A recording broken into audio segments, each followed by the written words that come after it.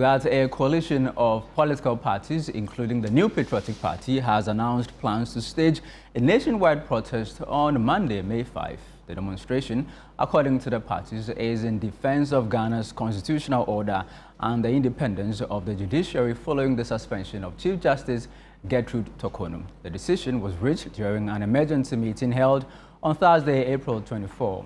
Other participating parties include the Liberal Party of Ghana, LPG, National Democratic Party, NDP, People's National Party, PNP, Ghana Union Movement, among others. To help us understand what exactly is driving this unprecedented coalition and the road ahead, we're joined live here in studio by the Deputy Director of Communications for the New Patriotic Party, George Krobea Asante. Good evening to you, George. Good evening, my good friend. Thank you to you for coming here into our studios on the ChannelOne newsroom. This very demonstration, is this an NPP idea led by the NPP, or it's just this group coming together and say, well, let's just go on this demonstration against what is currently happening to the Chief Justice? Okay, first of all, let me thank you very much and also say good evening to your cherished viewers. To say, simply put, it's not an idea coming from the NPP. All right. This idea is emanating from the good people of Ghana who intends to protect our democracy, good people of Ghana who intend to protect our constitutional order, good people of Ghana who are interested in the judiciary principles of this republic. We've come far as a country. So if you're a Ghanaian and today you're enjoying stability in this country, it is because of an investment our forebears made. So we cannot sit unconcerned to allow this ruling party, NDC, to, as it is, try to hurt this democracy that we are all enjoying. So it's a going in the right direction, and just as you rightfully mentioned, it is not just an NPP affair. Interparty, you mentioned about 5 political parties. GUM is on board, People's National Party, PNP is on board, National Democratic Party, NDP is on board, and a host of other political parties. We had a meeting yesterday. Leadership of all those political parties attended the meeting, and we are speaking one voice. Okay. We are protecting our democracy. We are going to stage one of the biggest protests, and it's a nationwide protest in response to this unlawful attempt or unlawful act by the government. It's not even an attempt, because as we speak... How is this unlawful? The president is just following what the constitution stipulates, right? The president received petitions, he forwarded to the Council of States, prima facie was established, and he has set up a committee to investigate the matter, suspending the Chief Justice, which is a discretion offered the president by the Constitution. How is this unlawful? Okay, Charles, thank you. I think the basis for this suspension should be a worrying situation for every well-meaning Ghanaian. Have you read the petition yourself? The reasons they've cited as grounds for the suspension or the removal of the Chief Justice, have you read it? If you by chance have read it, clearly you will see that this attempt is in fulfillment of a campaign message. The NDC, NDC built up to 2024 elections, made such commitments that given the power, or when they finally have political power, they will make sure that certain institutions' heads are changed. So it's not just even, they are not just even after the Chief Justice. We know that there's a grand scheme that when they succeed with this one, they are going to move directly to the Electoral Commission. They want to take control. At this point, this is just conjecture. But you see, it's not a conjecture. I mean, there's a clear map. Looking at NDC and the way they operate, you don't need a rocket scientist to tell you what they are about. But you see, we have 3 arms of government, my brother. Already, all the 2 are already political. The executive arm is political. The legislature is political. The only arm of government that is apolitical is the judiciary system, or the judiciary arm of the government. So are we going to sit for NDC to politicize this arm of government? Are we safe? Are we going to be safe in this country when this happens? Because that is a precedent they want to set. And the question is it going to be a good precedent?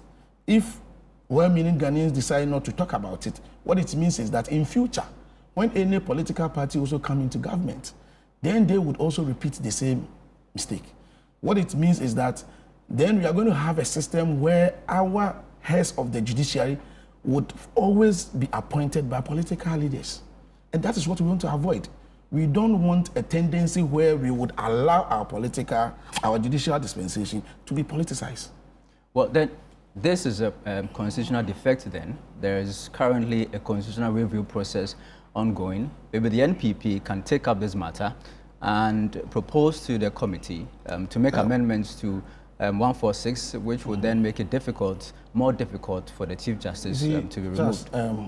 Our framers of our constitution were smart enough.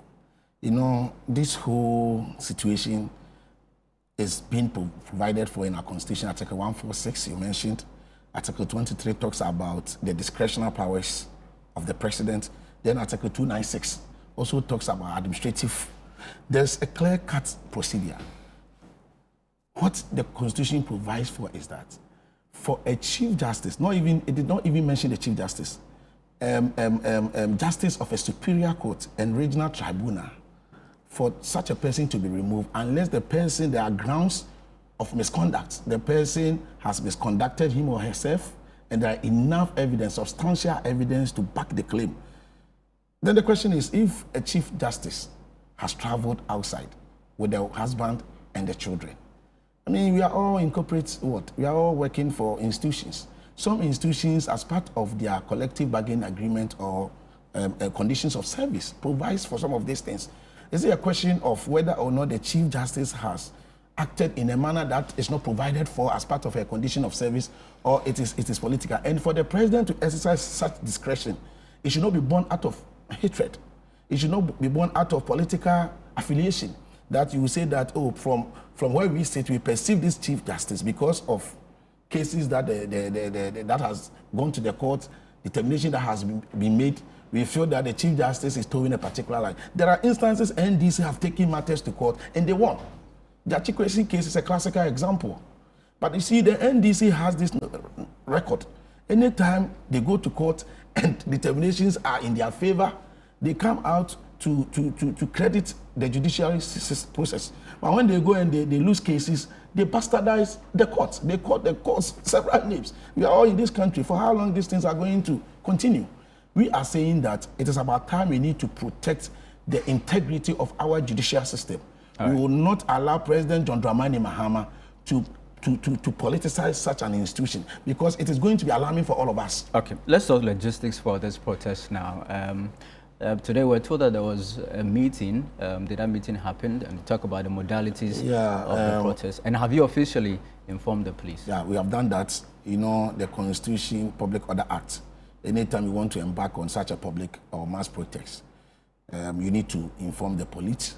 Then the police will also engage the organizers, talk about security arrangement and all of that. Just this afternoon around 3:00 p.m., we presented our petition or our notice to the police IGP around 3:00 at the police headquarters. We are hoping that there will be a form of an engagement before May 5, because we have slated May 5 for this biggest demonstration. And we want to send a caution to government that we will not rest until this unlawful suspension or removal of Chief Justice is withdrawn. In fact, we will move from region to region. We are going to ensure we stage one of the biggest demonstrations, because we are not talking about Honorable Her Lordship Justice Araba Tokuno. No, she is the victim, but we are not doing this for her. We are doing this for Mother Ghana. We are doing this for Charles Yu. We are doing it for me, George, because the stability of this country is not by chance. Okay. And we cannot play with it. All right. We need to do everything humanly possible to protect it and preserve our judicial order. Okay. Your party and flag bearer is beginning a thank you tour this weekend. Is Dr. Bawumia already in the Western region? Yeah, he's already there, together with some national officers. I was supposed to be there because of this meeting. I could not make it. You know, the event is tomorrow. Yeah, so how is that going? Yeah, so in everything, you are supposed to give thanks and praise to God. MPP, we believe that God has been good to us, even though we went to an elections and the outcome of the elections was not the one that we desired. But in all of things, God has been kind to us. We've been moving across the country. We didn't experience anything bad. Our flag bearer is very okay kicking. party leadership.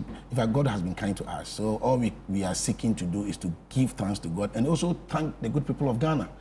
Apart from giving thanks to God for his mercy and protection, we also believe that much as we did not win the elections, we still have some Ghanaians that voted for the MPP. Right. We still have some Ghanaians that believe in the MPP. We still have party members what at all levels that work for the party. What is going to happen on this tour? What exactly? What will happen is that we've invited all the aspirants that contested against Dr. Muhammad Bawumia. They will all be there. We will mount a platform. Party people will be there. We will talk to them, engage them.